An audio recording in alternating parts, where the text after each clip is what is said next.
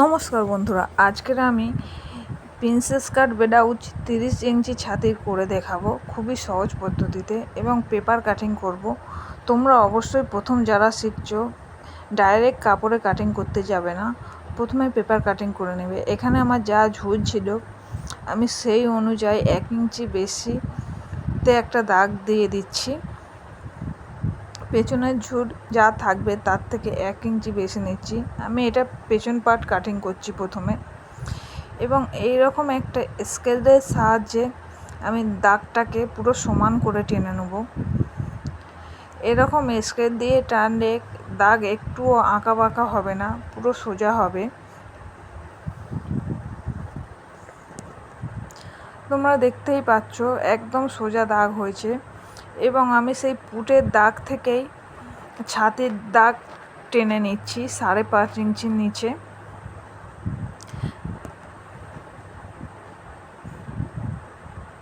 এবং ওই দাগ বরাবর আরও একটা আমি সমান করে লাইন টেনে নিচ্ছি সোজা করে।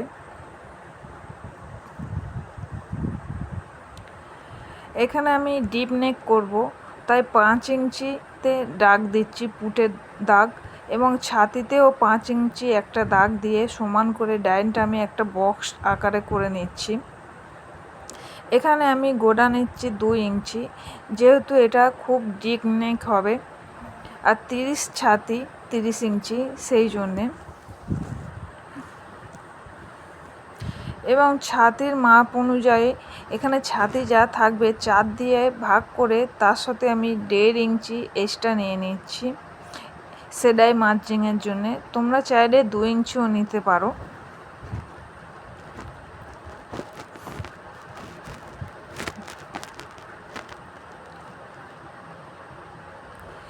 এবং কোমরের দিকে কোমর যা আছে সেটাকেও 4 ভাগ করে তার সাথে 1 ইঞ্চি ট্যাকিংয়ের জন্যে এবং 1.5 ইঞ্চি সেলাই মার্জিনের জন্যে আমি নিয়ে নিচ্ছি। এবং দুটো দাগকেই সমানভাবে আমি মিলিয়ে দেব। এই একই সূত্র সাহায্যে সমস্ত রকমের ব্লাউজের মাপ তোমরা করতে পারবে।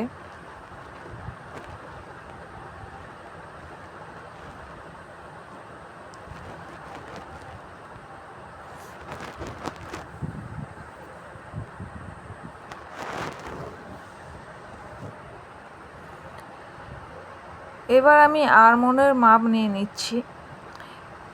পুট থেকে ছাতি পর্যন্ত যে লাইনটা আমি টেনেছিলাম সেটিকে হাফ করে নিয়েছি, এবং এই রকম স্কেলের সাহায্যে আমি একটা রাউন্ড শেপ দিয়ে দিচ্ছি। এরকম স্কেল থাকলে খুব সহজেই আরমোলের শেপটা দিয়ে যায়, হাতের আন্দাজে আর দিতে হয় না। এবং সাইডের দিকে 1/2 ইঞ্চির মতো বাঁকা করে দিচ্ছি যাতে শেপটা আরও সুন্দর হবে। নিচের দিকে করে নিয়েছি। এখানে আমি 10 ইঞ্চি পেছনে ডিপ গোডা করব, এবং সাইডের দিকে আমি 2.5 ইঞ্চি নিয়েছি, একটু ছড়ানো হবে। এবং সমান করে আমি একটা বক্সের আকার করে নিচ্ছি। আমি এখানে রাউন্ড শেপ করছি, তোমরা তোমাদের ইচ্ছে মতো শেপ দিতে পারো। এইভাবে শেপ দিয়ে আমি পেছন পার্টটা কেটে নেব, এবং এই পেছন পার্টটা দিয়েই আমি সামনের পার্টের কাটিং করব। আমার পেছন পার্টটা কাটা হয়ে গেছে, এবং সামনের পার্টে যেহেতু হুক করব তাই এখানে আমি 1/2 ইঞ্চি সমান করে একটা দাগ কেটে নিয়েছি, এবং সেই 1/2 ইঞ্চি বাদ দিয়েই পেছন পার্টটা বসিয়ে হুবহু একটা দাগ টেনে নিচ্ছি। এবং নিচের দিকে কিছুটা ফাঁকা রেখে দিয়েছি, যেহেতু এটা সামনের পার্ট, নিচের দিকে একটু বাড়ানো থাকবে এক্সট্রা কাপড় দাগে কাগজ। এবং আরমোলের শেপটা আমি সমানভাবেই টেনে দিচ্ছি 5.5 ইঞ্চিতে।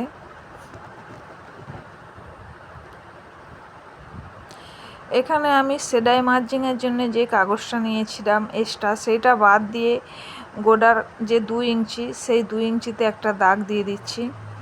এবং যেহেতু এটা সামনের পার্ট তাই এটা 1/2 ইঞ্চি ভেতরেতে একটি দাগ টেনে নিচ্ছি, এবং এই 1/2 ইঞ্চি ভেতর থেকেই আমার আরমোলের ফেস শেপ দিতে হবে।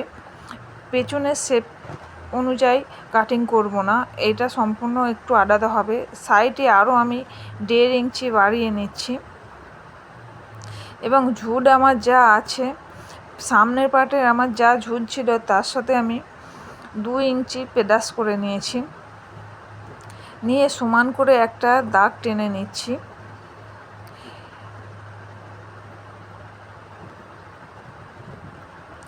এবং এখানে আমার কোমরে যা আছে সেই অনুযায়ী পেছন পার্ট অনুযায়ী আমি মাপ নিয়ে নিয়েছি।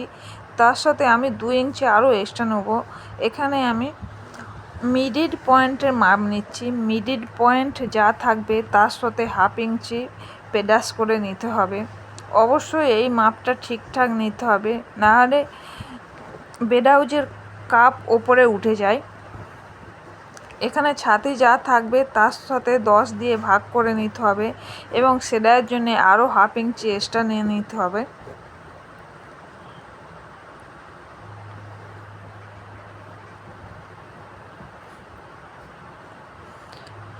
আমি সেই সমানেই একটা দাগ দিয়ে দিচ্ছি এবং এখানে আমার ছাতি 30 ইঞ্চি ছিল, তাই 3 ইঞ্চি হয়েছে এবং 1/2 ইঞ্চি সেলাই মার্জিনের জন্য আমি নিয়েছি 3.5 ইঞ্চি। সেই সমান করে একটা লাইন আমি টেনে নিচ্ছি। এটাই হচ্ছে মিডিল পয়েন্ট।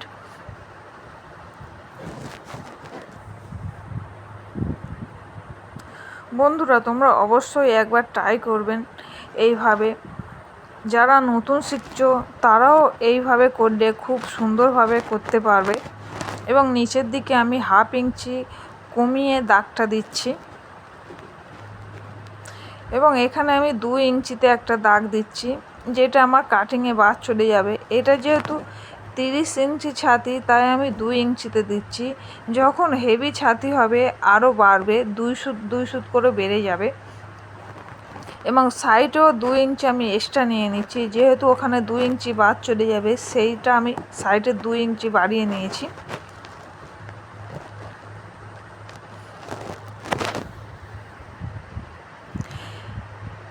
এবং ওই 2 ইঞ্চি থেকে আরও একটা 2 ইঞ্চি ওপরে আমি দাগ দিয়ে দিচ্ছি এবং প্রিন্সেস কাট শেপ দেবো।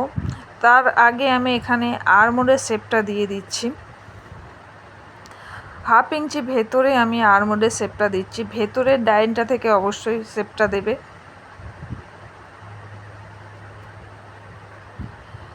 এবং এখানে আমি প্রিন্সেস কাটের শেপটা এবার দিয়ে দেবো।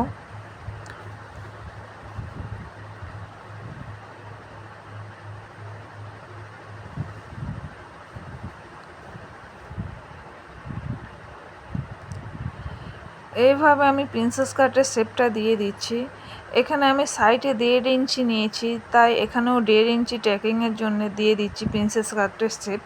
ওইটা আমার কাটিংয়ে বাদ চলে যাবে।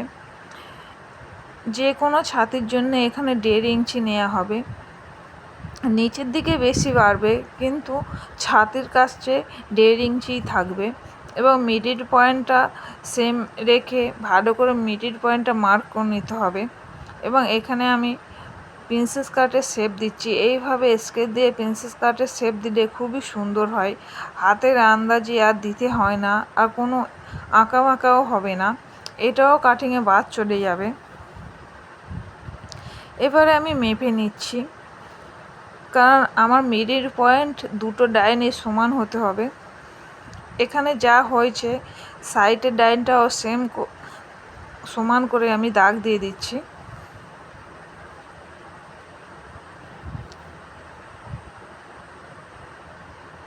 এবং নিচের দিকেও একইভাবেই আমি মেপে নিচ্ছি।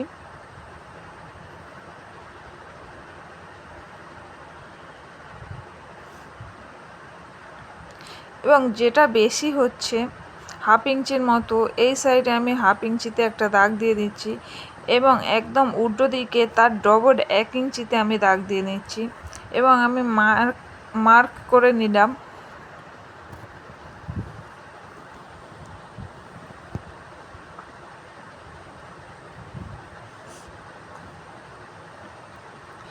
এবারে স্কেলের সাহায্যে আমি দাগগুলোকে সমানভাবে মিলিয়ে দেবো,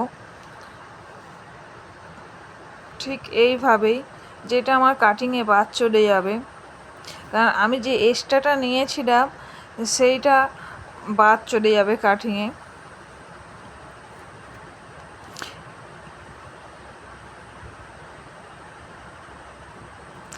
পেছনের পার্টের থেকে সব সময় সামনের পার্ট বড় হয়, যেহেতু আমাদের ছাতির ওপর থেকে ছাতি হিসেবে মাপটা নিতে হয়। পেছনের পেপার কাটিংটা আমি বসিয়ে নিচ্ছি এবং যেটা এক্সট্রা আছে, যেহেতু সাইডের কাটিংটা সমান করতে হবে, সেই হিসেবে আমি ওপরের দিকে একটা দাগ কেটে দিলাম এবং সেটাকে সমান করে একটা সোজা লাইন টেনে নিচ্ছি।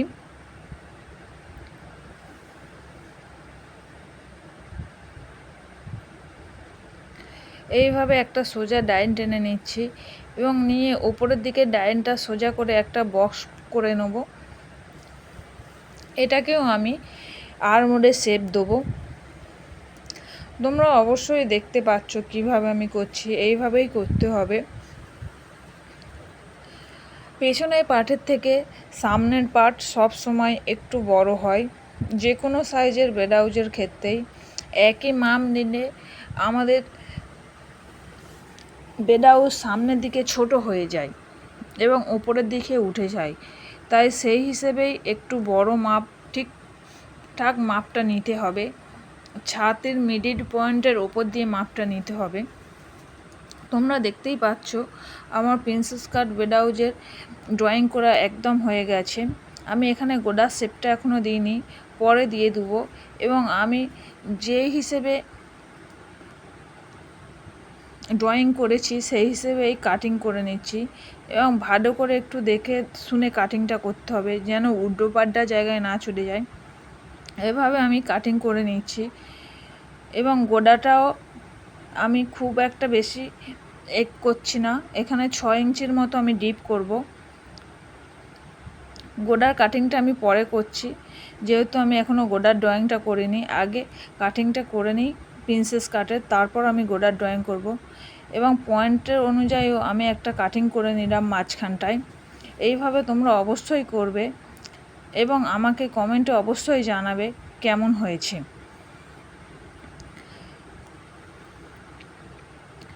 এরপরে আমি আরও অনেক ভিডিও দেবো, অবশ্যই তোমাদের ভালো লাগলে আমাকে অবশ্যই একবার জানাবে। আমি আরও নানা রকম ভিডিও ছাড়ব। ধন্যবাদ।